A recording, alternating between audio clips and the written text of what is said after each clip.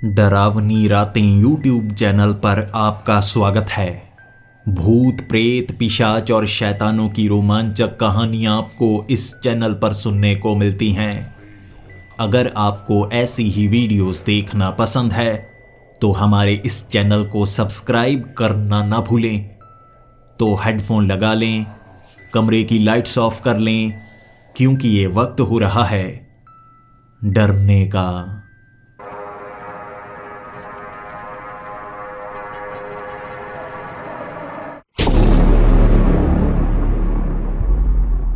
Hello दोस्तों, मेरा नाम रमन है और मैं मुंबई शहर का रहने वाला हूं। मैं एक स्ट्रगलिंग एक्टर हूं। 5 साल पहले मैं मुंबई शहर में आया था। तब से काम की तलाश कर रहा हूं, लेकिन छोटा मोटा काम जरूर मिल जाता है। अच्छा काम अब भी मिल नहीं पा रहा है। मैं एक बड़ा एक्टर बनना चाहता हूं। किसी सीरियल में काम मिल जाए या किसी फिल्म में काम मिल जाए, बस यही छोटी सी इच्छा है मेरी। लेकिन जब मैं यहां पर आया था, मुझे लग रहा था बस यहां पर पहुंच जाऊंगा और उसके बाद एक बड़ा एक्टर बन जाऊंगा। एक्टिंग का शौक मुझे बचपन से था।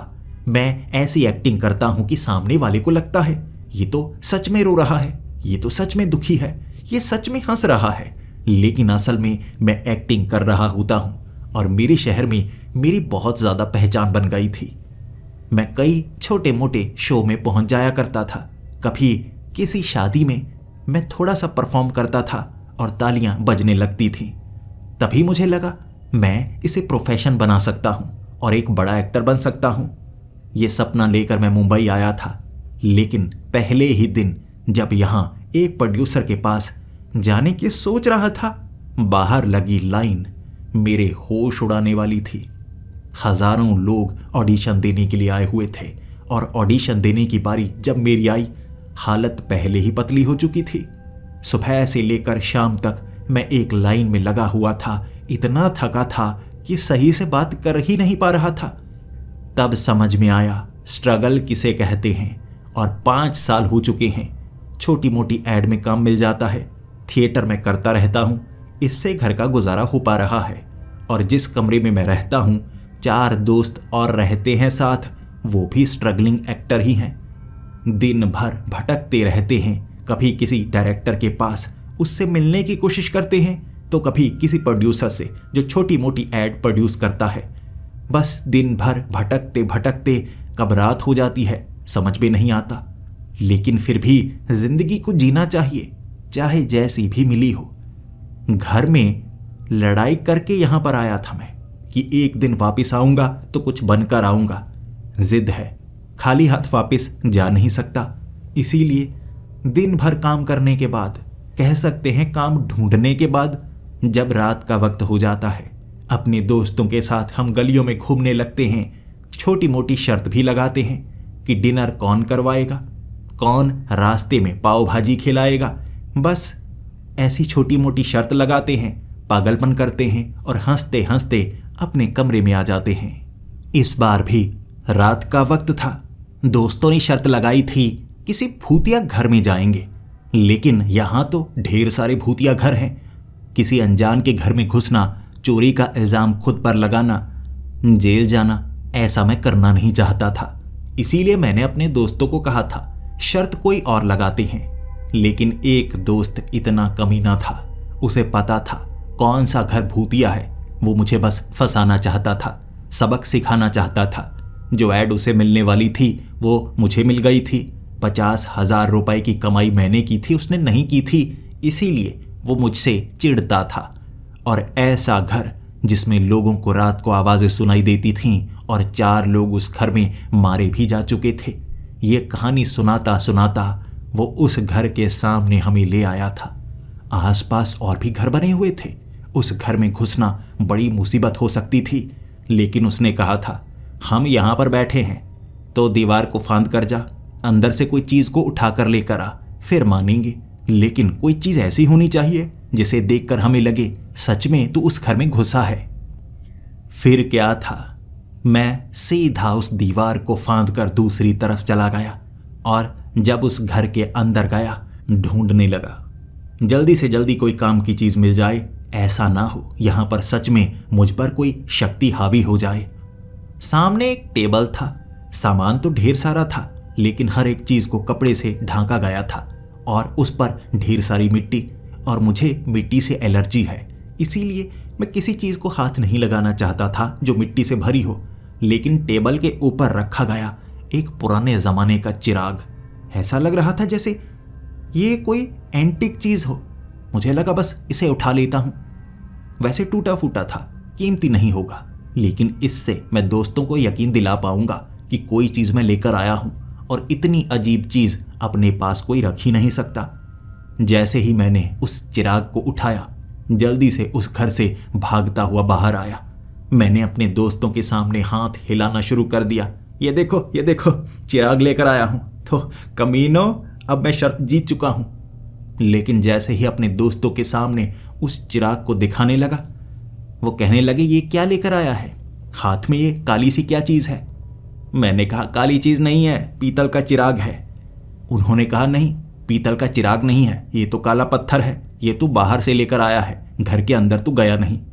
मैं उस चिराग को देखते हुए कहने लगा, अबे देखो, बेवकूफ मत बनाओ, चिराग है ये चिराग, पीतल का चमकदार चिराग, तुम कह रहे हो पत्थर। मेरे सभी दोस्त कह रहे थे कि ये एक पत्थर है, जबकि मैं कह रहा था ये एक चिराग है। हम में झगड़ा हो गया और उस चिराग को मैंने जेब में डाल लिया ताकि घर जाकर यकीन दिलाऊंगा, किसी और को दिखाऊंगा, ये मानने वाले नहीं, जानबूझकर मुझे बेवकूफ बना रहे हैं। लेकिन जब हम घर पहुंचे, जैसे ही जेब से मैंने उस चिराग को निकाला, वो काले पत्थर में बदल चुका था।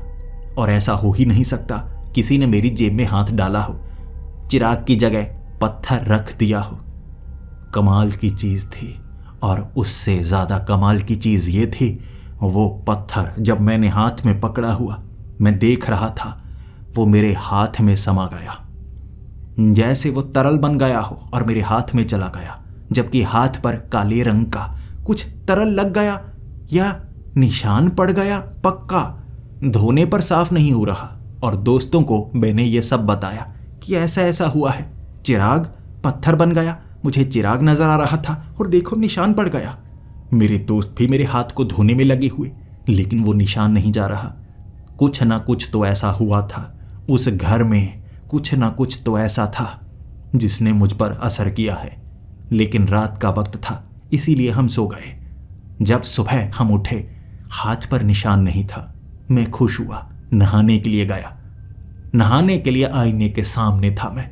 छाती नजर आई मुझे, काली काली छाती, बड़ा सा निशान बना हुआ था छाती के ऊपर, काला काला।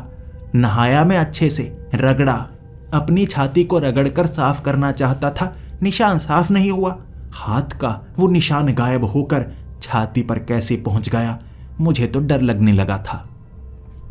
मैंने अपने दोस्तों को छाती का वो निशान दिखाया, लेकिन वो छाती का निशान कैसे फैला हुआ था उन्होंने माना ही नहीं।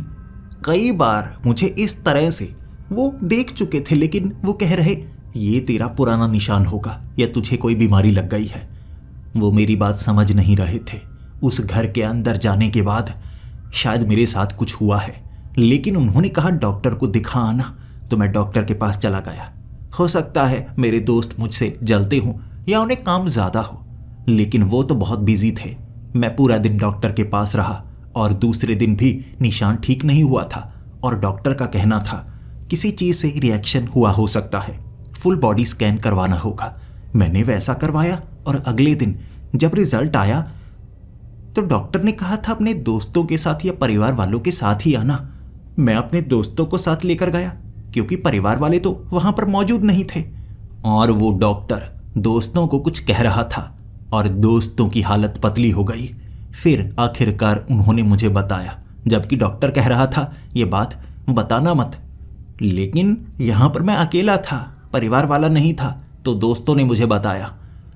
डॉक्टर ने कहा तुम्हें कैंसर है, और कैंसर बहुत जल्दी जल्दी बढ़ भी रहा है। फुल बॉडी स्कैन में शरीर के कई हिस्सों में कैंसर आ चुका है।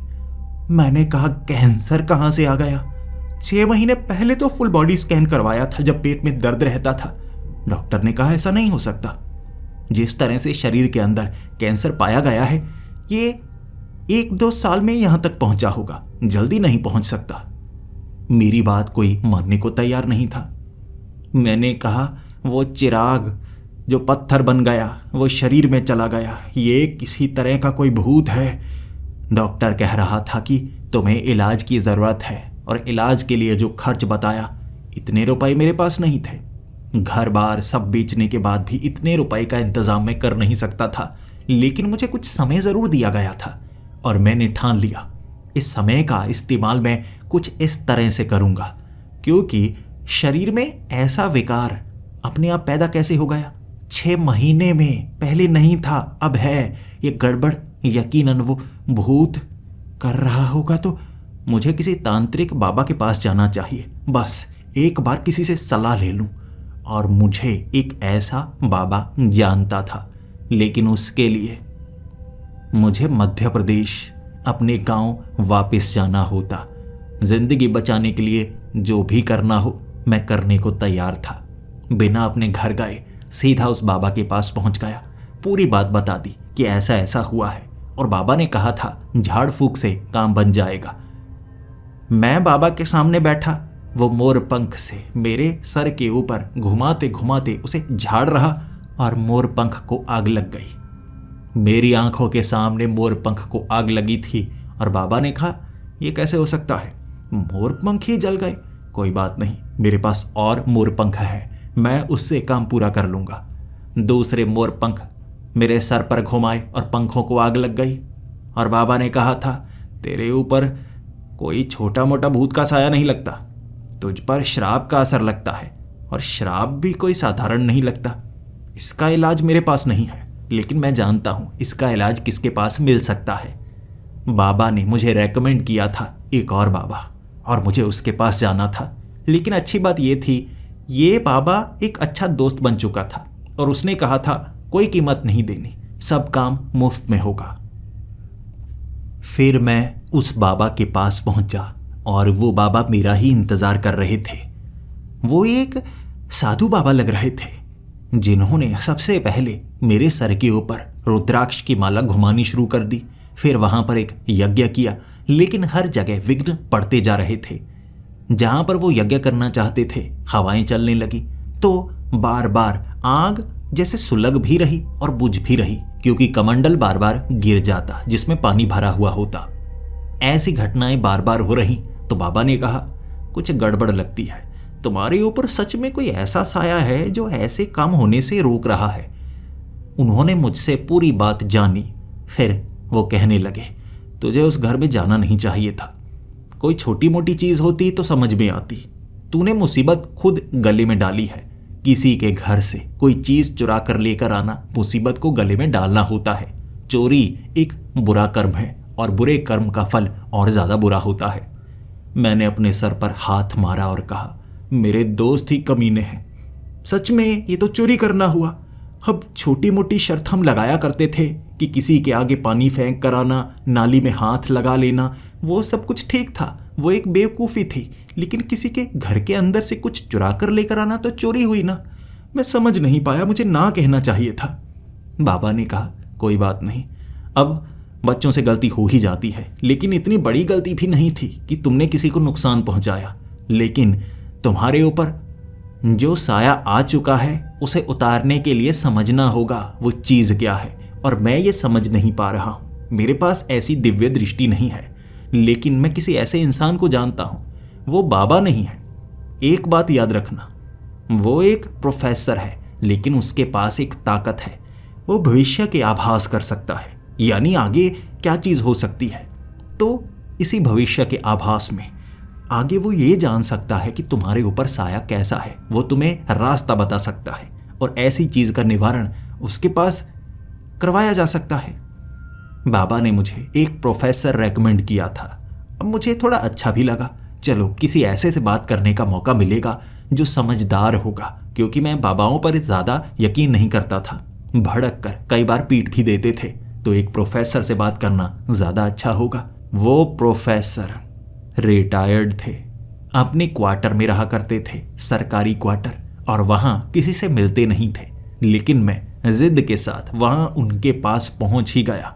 रेकमेंडेशन थी तो मुझसे वो मिले और कहने लगे, मुसीबत बड़ी लगती है, वरना साधु बाबा मेरे पास किसी को भेजते नहीं। मैं इस ताकत का कोई खास इस्तेमाल नहीं करता, क्योंकि किसी का भविष्य देखना सच में काफ़ी दुखदाई होता है। कभी कभी भविष्य की वो घटनाएं मेरी आंखों के सामने आ जाती हैं जिसमें मैं भी हूं, तो मुझे और ज़्यादा दुख होता है। जैसे मेरे किसी परिवार के सदस्य की मृत्यु की घटना, मुझे अगर उसके थोड़े भी आभास हों तो मुझे बुरा लगता है। ऐसा नहीं है मैं पूरा भविष्य देख सकता हूं, लेकिन छोटी छोटी झलकियां, क्या कुछ हो सकता है, क्या कुछ नहीं हो सकता, तो मैं रास्ता दिखा सकता हूं। मैंने कहा, तो प्रोफेसर बताइए मेरा भविष्य, ये लीजिए मेरा हाथ। प्रोफेसर ने मेरे हाथ को खींचकर एक तरफ नीचे को कर दिया और सर पर अपना हाथ रखा और आंखें बंद की। मुझे बिजली का झटका महसूस हुआ था मेरे शरीर में, जैसे कोई ताकत मेरे सर में घुसी हो। सर में दर्द हुआ और आंखों के सामने कुछ नजर आया था, धुंधला धुंधला सा, जैसे मैं सपनों में एक झटके में पहुंच गया। और उन्होंने धक्का देकर मुझे पीछे गिराया और खुद भी भागकर किचन में गए, पानी का गिलास भरा, पानी पिया और फिर से सोफे पर आकर बैठ गए। और फिर मुझे कहने लगे, बेटे तेरी तो लग गई, तेरी तो लग गई बेटे। जो मुझे नजर आया है मैं समझ नहीं पा रहा हूं तुझे बताऊं या ना बताऊं, क्योंकि अगर बताऊंगा तो भी मान लो बुरा होगा, नहीं बताया तो बुरा तो हो ही रहा है। अब तू बता, बुरा सुनना चाहता है या बहुत बुरा सुनना चाहता है? मैंने कहा, देखिए इन दोनों में कोई अच्छी चीज नहीं हो सकती, बुरा और बहुत बुरा, ये तो कोई खास अच्छी ऑप्शन नहीं है। प्रोफेसर ने कहा, तुम्हारी जिंदगी ऐसी ही है। अब जो झलकियां मुझे नजर आई हैं वो बड़ी भयानक है। बताओ, सुनना चाहोगे? आगे तुम्हें क्या करना है? तरीका है, लेकिन क्या होगा मुझे नहीं पता। झलकियों के हिसाब से पहली बार कोई ऐसा इंसान देखा है जो इतनी बड़ी मुसीबत में है। मेरे सर से पसीना टपकने लगा था, हालत पतली हो गई, लेकिन हिम्मत थी, जिंदा बचना चाहता था। मैंने कहा, बताइए बताइए क्या मुसीबत है? तब प्रोफेसर ने कहा, एक तो पहाड़ी की डायन, दूसरी है गुफा की चुड़ैल, तीसरी है 2 चाबियां और चौथा है जिन्न का बक्सा। अब देख कितनी मुसीबतें हैं। कोई एक चीज किसी के ऊपर हावी हो तो उसकी हालत बुरी हो जाती है। तुझ पर एक ऐसा श्राप है जो उस चिराग से जुड़ा हुआ था। तूने बताया नहीं, लेकिन मैं देख गया।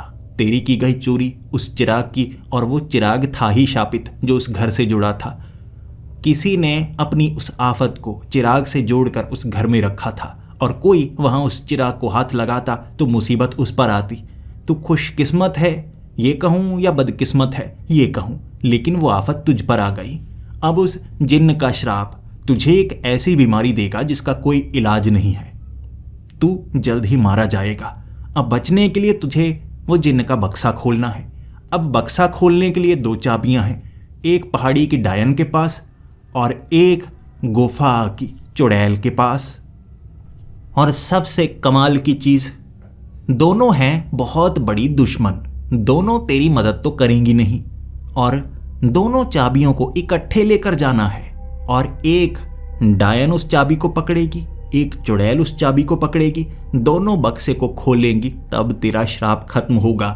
और जैसा कि मैंने बताया, वो दोनों इतनी बड़ी दुश्मन है, इतनी बड़ी दुश्मन है कि एक दूसरे को उन्होंने मारा था। तो सोचो, क्या वो ये काम करेंगी? अगर करेंगी भी तो उस बक्से से जिन्न निकलेगा। वो तुम्हें जिंदा छोड़ेगा या नहीं वो भी नहीं पता। और एक जिन्न दोनों से ज़्यादा ताकतवर है, तो उन्हें भी डर होगा इस बड़े खतरे का। अब बताओ, बुरी खबर सुननी थी या बहुत बुरी? अब ये बहुत बुरी है, और बुरी ये है कि तुम मरने वाले हो। तुम्हें बीमारी हो गई होगी कोई भयानक। मैं घुटनों के बल आ गया और रोने लगा। सर जमीन पर मारने लगा था। मैं क्या करूं? मेरे साथ ऐसा क्यों हुआ है? प्रोफेसर मुझे समझाना चाहते थे, लेकिन समझाते क्या कि मैं मरने वाला हूं। मैं रोता जा रहा था और प्रोफेसर मेरा रोना देख नहीं पा रहे थे। तो उन्होंने कहा, देखो अब तुम्हें सही बताऊं तो मरोगे तुम दोनों तरफ से, लेकिन कोशिश करते हुए मरने में बचने के चांस होते हैं। मैं तुम्हारा भविष्य कुछ हद तक देख पाया कि ये मुसीबतें हैं, लेकिन मैंने ये थोड़ी ना कहा है कि वहां पर तुम मारे ही जाओगे। हो सकता है ये काम तुम कर पाओ। अगर तुम कोशिश करो, हो सकता है ये काम तुम कर पाओ। मैंने कहा, क्या सच में ये काम मैं कर सकता हूँ? उन्होंने कहा, हाँ, लेकिन तुम्हें छत्तीसगढ़ जाना होगा। वो एक खास जगह है, वहाँ पर ये श्राप की शुरुआत हुई थी, तो ख़त्म करो। मैंने कहा, ये कैसा श्राप है? जिन विन तो श्राप नहीं देते ना। उन्होंने कहा, ये मुझे नहीं पता, श्राप की शुरुआत किसी और ने की होगी, किसी तांत्रिक ने या किसी और ने, जिसमें एक जिन को भी बांधा हुआ है, एक चुड़ैल को भी, एक डायन को भी, और तीनों को तुम्हें आज़ाद करना होगा या उस बक्से को खोलकर क्या होगा मुझे नहीं पता, लेकिन उस काम को अंजाम तुम्हें देना होगा। मरने से पहले कोशिश तो करो। फिर क्या था, हिम्मत बढ़ाई उन्होंने और मैं निकल पड़ा छत्तीसगढ़ की ओर, एक कोशिश करने के लिए। किसी तरह अगर मैं उस डायन को, उस चुड़ैल को ढूंढ पाया, शायद कोई ना कोई रास्ता मिल जाए। पूछते पूछते आखिरकार उस जगह तक पहुंच गया। जंगली इलाका, पहाड़ी इलाका, और एक पहाड़ी जिसके ऊपर रात को रोशनी नजर आती है। दूर दूर से लोगों का मानना है रात के वक्त उस पहाड़ी के ऊपर लालटेन लेकर डायन घूमती है, और कोई भी उस पहाड़ी पर जाता है वो उसे मार डालती है। यानी खतरा शुरुआत में ही है, सीधे ही मार डालेगी, क्या नुकसान नहीं पहुंचाती, मार ही डालती है। गांव वालों ने कहा था, हाँ, हमला करती है, मार डालती है। मुझे लगा बस अब क्या, कोशिश करनी है।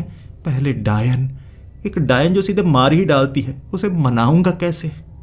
सोचा कुछ नहीं, चल पड़ा उस पहाड़ी के शिखर की ओर। वक्त रात का ही था, क्योंकि चुड़ैल से ही मिलना था। मुझे पहाड़ी पर नहीं चढ़ना था, चुड़ैल से मिलना था, उसको मनाना था। पहाड़ी पर चढ़ रहा था, आसपास से पायल की आवाज शुरू हो गई, लेकिन जिस तरफ से आवाज आती उस तरफ भाग कर जाता बात करने के लिए, डायन जी, डायन जी, लेकिन पायल की आवाज बंद हो जाती। फिर कभी दाईं तरफ से, कभी बाईं तरफ से आवाजें आती जा रही थी और मैं उस तरफ भागता, और कुछ देर बाद एक पेड़ पर बैठी एक लड़की, जिसके लंबे बाल थे और उसके बाल कुछ ऐसे थे जैसे रंग बिरंगे, उसने मुझे पेड़ पर बैठे बैठे कहा, कहीं और से आए लगते हो, तुम मेरे बारे में नहीं जानते, ठरकी लगते हो। पायल की आवाज़ सुनी नहीं, लड़की ढूंढने के लिए उस तरफ भागे भागे जा रहे हो। समझ में नहीं आता तुम्हें कि तुम्हें मौत मिलने वाली है। मैंने कहा, मैं ठरकी नहीं हूँ, आप ही को ढूंढ रहा हूँ, काम है आपसे, मारना मत। उसने कहा, वाह, जानते तो हो कि मैं मार सकती हूँ, तभी तो कहूँ ऐसा पागल क्यों यहाँ पर आ गया है। और किसी पागल को नहीं मारती मैं, ऐसों को मारती हूँ जो सरफिरे हैं, डायन को देखने के लिए आते हैं।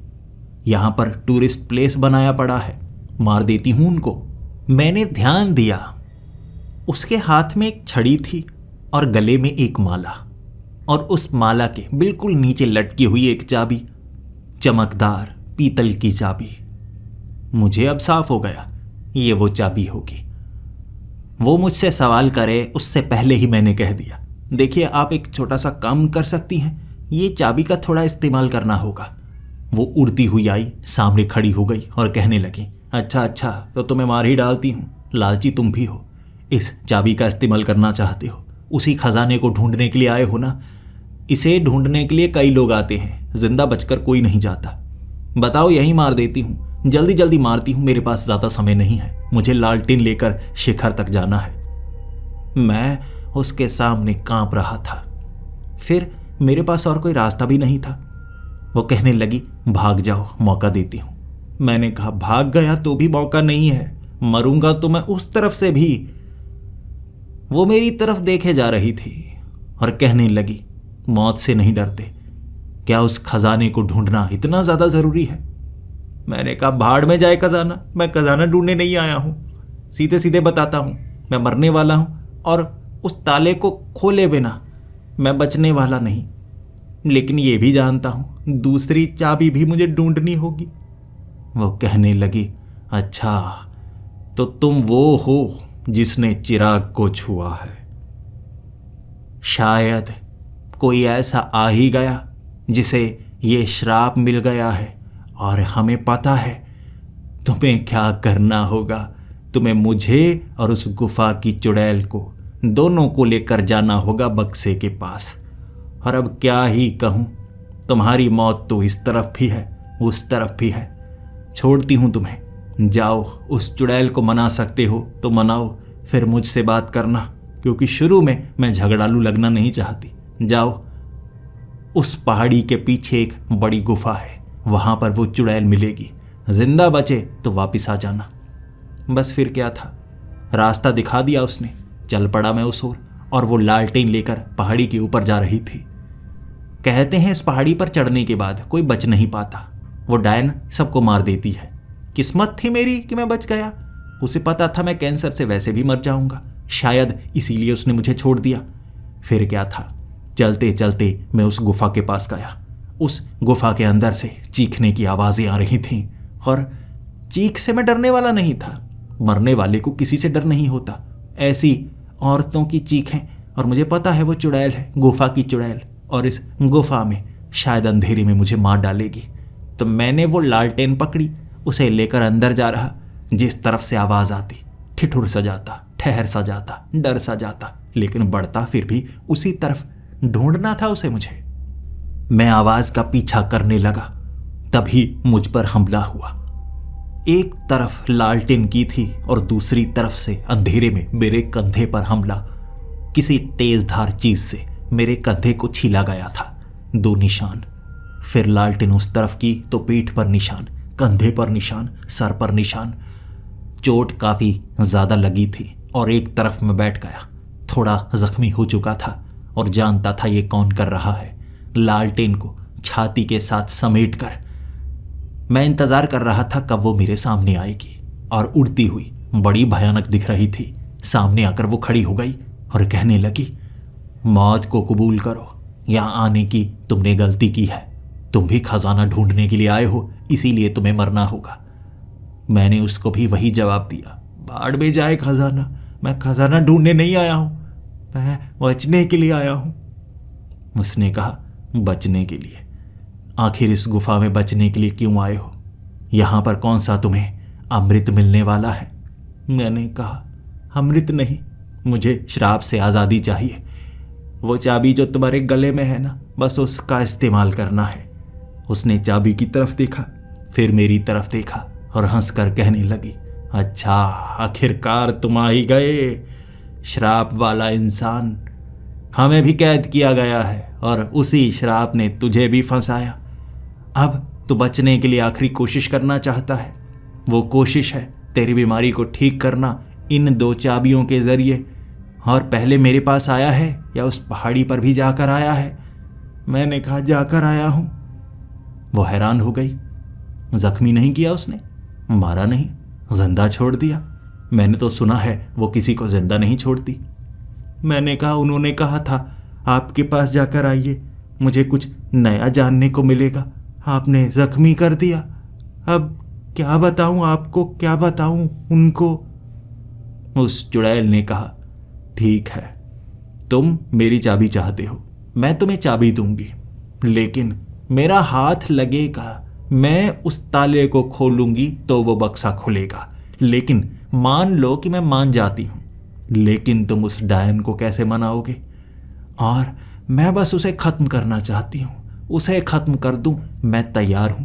तुम्हें एक तरीका बताती हूं, अगर मैं उसे खत्म कर दूं ना, उसके बाजू काट लेना, उसके हाथ में चाबी रख के तुम एक तरफ घुमा सकते हो, दूसरी तरफ से मैं घुमाऊंगी। मेरा काम हो गया, तुम्हारा काम हो गया। बताओ, सौदा मंजूर है तो हाँ करो। उसने मुझे हामी भरने को कहा तो मैंने हामी भर दी। अब मैं मरना थोड़े ना चाहता था, अगर ना करता तो 1 मिनट में वो मुझे मार डालती। फिर मुझे भेज दिया उसने डायन के पास। डायन के पास जैसे ही मैं पहुंचा, लालटेन लेकर उस पहाड़ी की शिखर पर थी। चलते चलते थक गया। वो तो शुक्र है कि वो पहाड़ी ज़्यादा बड़ी नहीं थी। जब मैं उसके शिखर पर पहुंचा, मुझे देखते ही कहने लगी, हाथ काटने के लिए आए हो, औजार लेकर नहीं आए। मेरी सिट्टी पिट्टी गुल। मैं कहने लगा, नहीं नहीं नहीं नहीं नहीं नहीं, हाथ काटने थोड़े ना आया हूं। उसने कहा, जानती हूं उसके पास क्या तरकीब है, मैं पहले से जानती हूं, क्योंकि उसके बारे में मैंने तब जाना था जब वो मेरी पक्की सहेली थी। एक ही गांव में हम रहते थे, लेकिन मैं डायन बनी और वो चुड़ैल। हमें एक ऐसे श्राप के कारण ये रूप मिला, लेकिन एक दूसरे को हम जानती हैं। वो क्या सोच रही होगी? एक डायन की ताकत उसे पता है, मेरा हाथ काटने को कहेगी क्योंकि मैं इंसान हूं। लेकिन मैं तुम्हें एक और तरकीब बता सकती हूं, लेकिन अगर काटना चाहते हो बाजू तो काट सकते हो। मैंने हाथ जोड़े और कहा, मैं ये नहीं कर सकता, आपको पता है आप बहुत ताकतवर हैं। मैं मरने वाला हूं, बस बचना चाहता हूं, किसी को मारना नहीं चाहता। उसने कहा, वो मैं जानती हूं, लेकिन तुम्हें मेरे लिए एक छोटा सा काम करना होगा।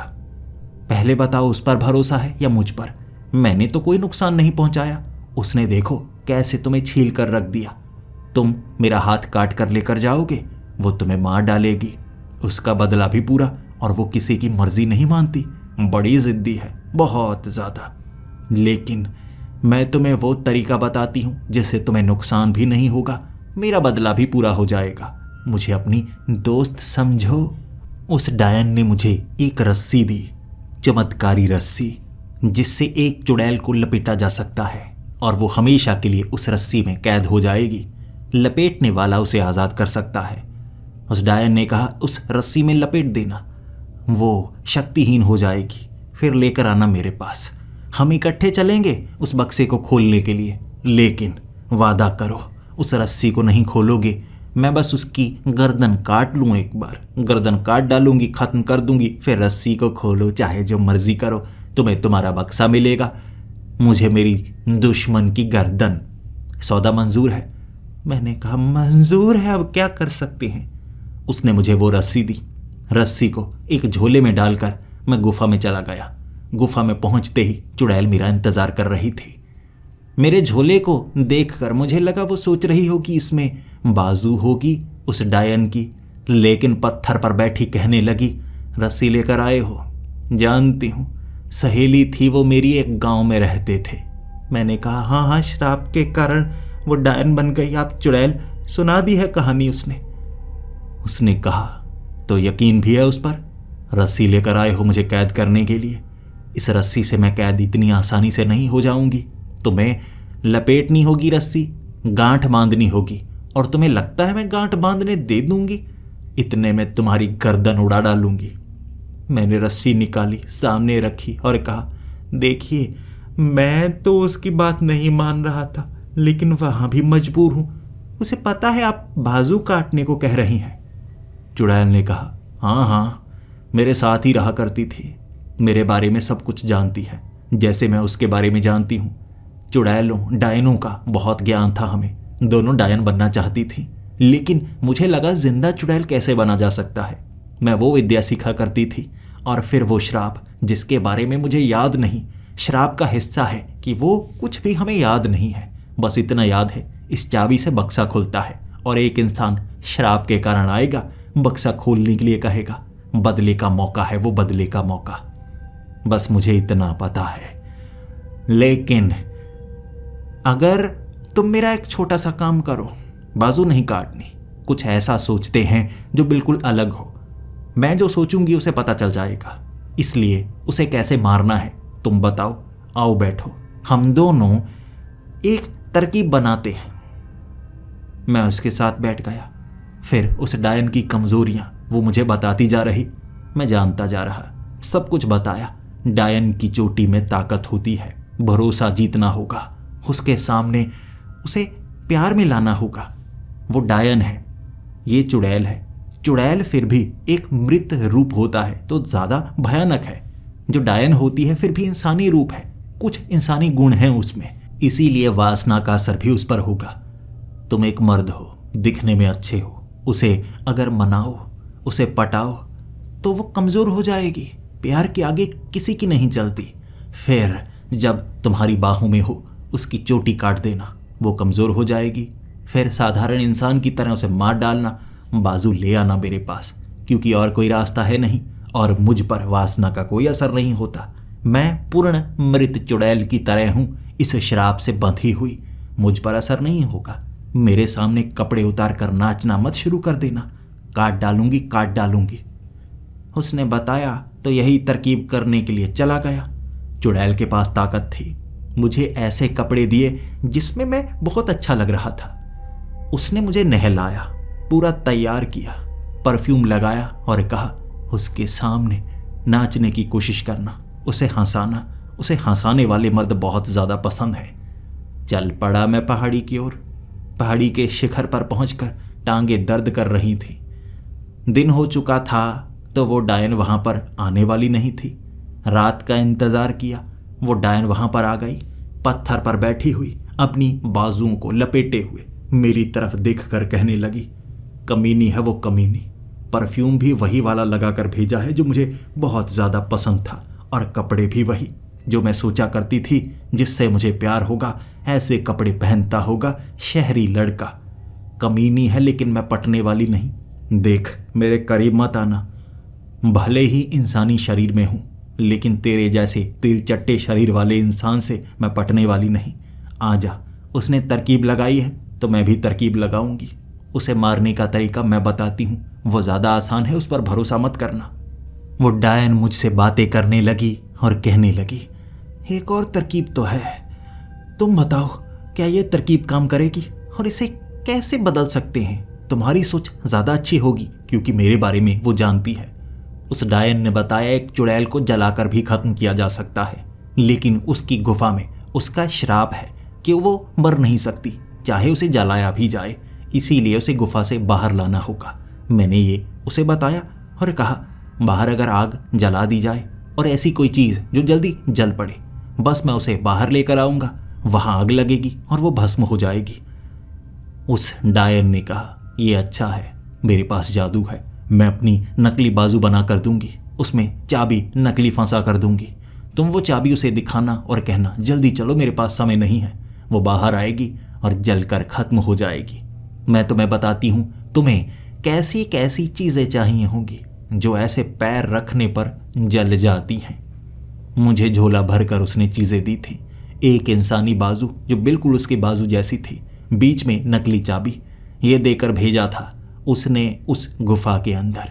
गुफा में मैं घुसा, पहले ही उस चुड़ैल ने कह दिया झोले को बाहर फेंक दो, वो नकली बाजू भी कमीनी है, वो सब पता है मुझे, सब पता है, आओ अंदर कोई और तरकीब लगाते हैं। मैं अंदर गया, हाथ पांव फूले हुए थे। दोनों इतनी चालाक हैं, इतनी चालाक हैं, छोटी सी गलती और मैं मर सकता हूँ। इसीलिए मुझे डर लग रहा था, सोच रहा था करूँ तो क्या करूँ। उस चुड़ैल ने कहा तरकीब कोई और लगानी होगी। वो तरकीबें लगा रही और जानता था डायन को सब पता होगा, इसीलिए मैंने उसे कहा मैं कहीं बाहर से तरकीब लगाकर आता हूँ, उसके पास नहीं जाऊँगा, उसे तुम्हारे बारे में सब पता है, कहीं बाहर से कुछ ढूंढ कर आता हूँ। मुझे ये बताओ वो बक्सा किस तरफ है, मैं थोड़ा बक्से को देखना चाहता हूँ। उस चुड़ैल ने मुझे बक्सा बता दिया और कहा तुम खोल नहीं पाओगे, फिर भी कोशिश कर सकते हो, जाओ। खाली हाथ गया था।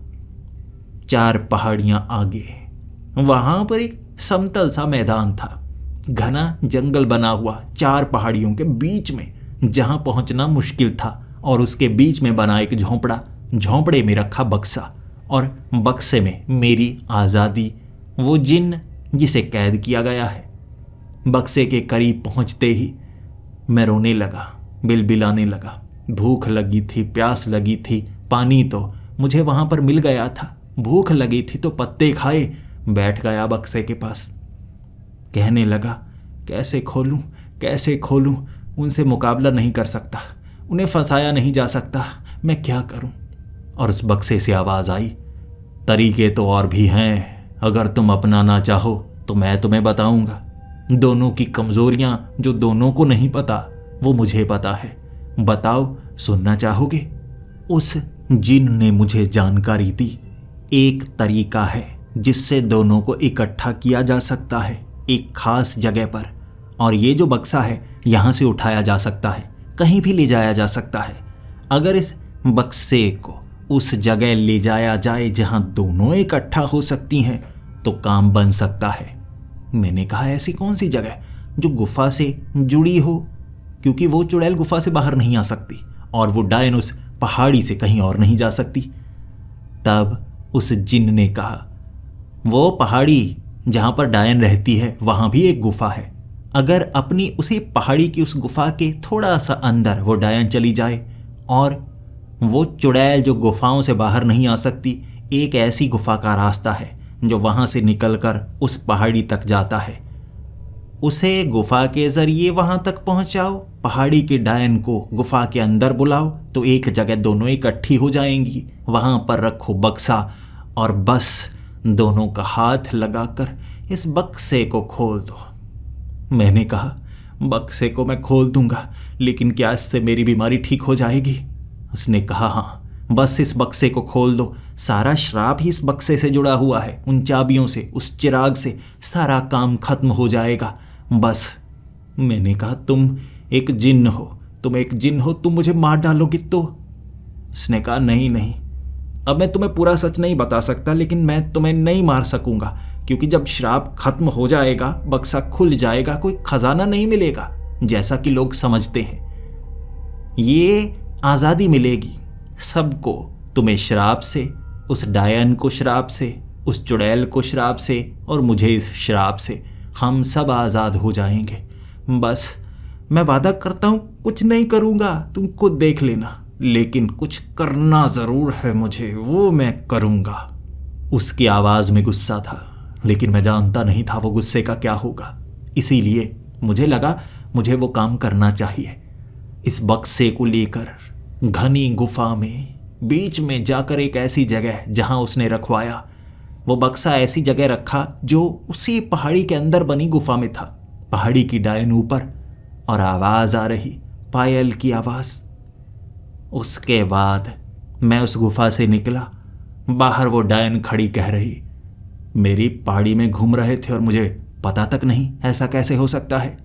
मैंने कहा, मैं तुम्हें बताऊंगा, लेकिन मैं उस चुड़ैल को लेकर आ रहा हूँ, तुम्हारा काम होने वाला है, बस मेरी बात मान लो। उस डायन ने कहा, अब देखो ये कुछ समझ में नहीं आ रहा, षड्यंत्र तो ये भी होगा, लेकिन कुछ समझ में क्यों नहीं आ रहा?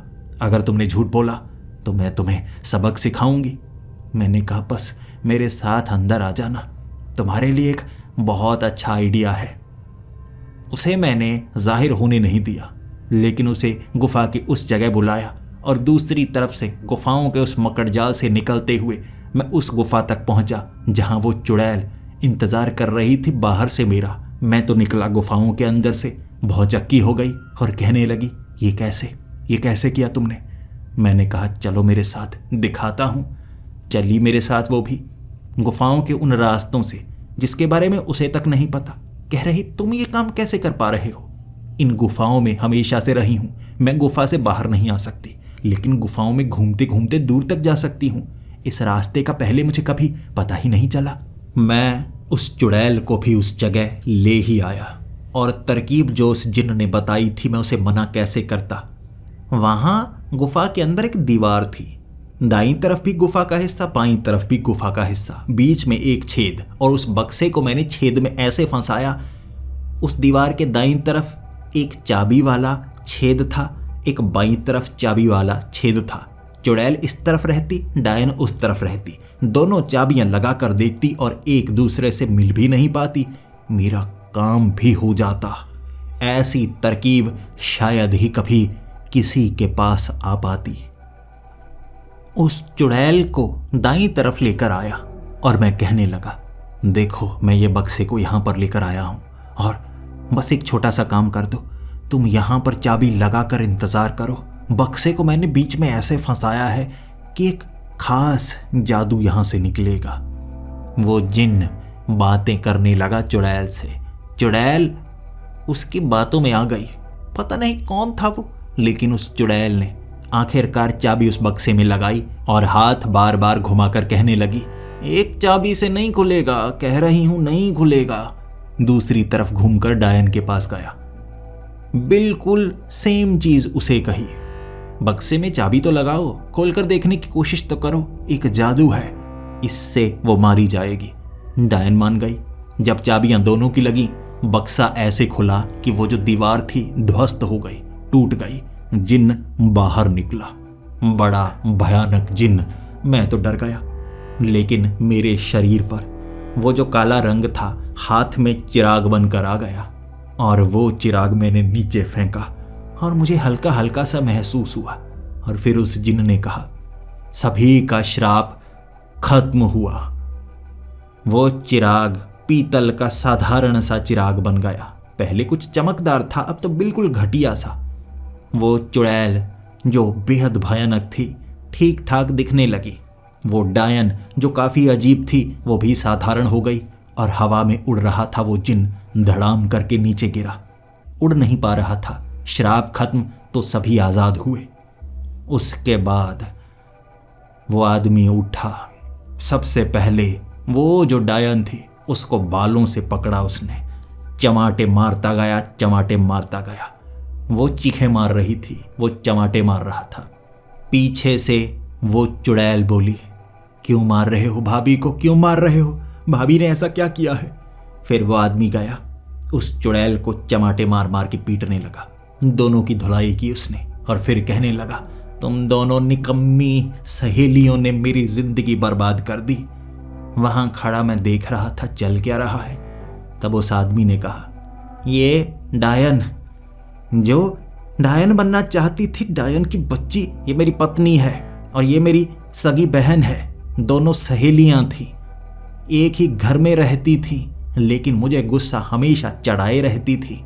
ये पहाड़ी की डायन बनी फिरती है, ये हमेशा छत की रिपेयर करती रहती थी। उस दिन भी छत की सफाई और रिपेयर कर रही थी। और ये जो गुफा की चुड़ैल बनी फिरती है, ये हमेशा घर के नीचे फर्श की सफाई किया करती थी। लड़ती दोनों थी सहेलियां। और मैं तो बक्से बनाता था लकड़ी के घर में। और घर में एक ही चीज थी जिसे हम कीमती मानते थे, वो था ये पीतल का चिराग। एक ही पीतल की चीज थी जिसे हमेशा अपने पास रखता था। लेकिन जब हमारे घर एक संत आए थे, क्योंकि उन्होंने कहा था इस घर से अच्छी ऊर्जा निकल रही है, पता नहीं मुझे क्यों इनका गुस्सा उन पर निकालने की वो हसरत हुई।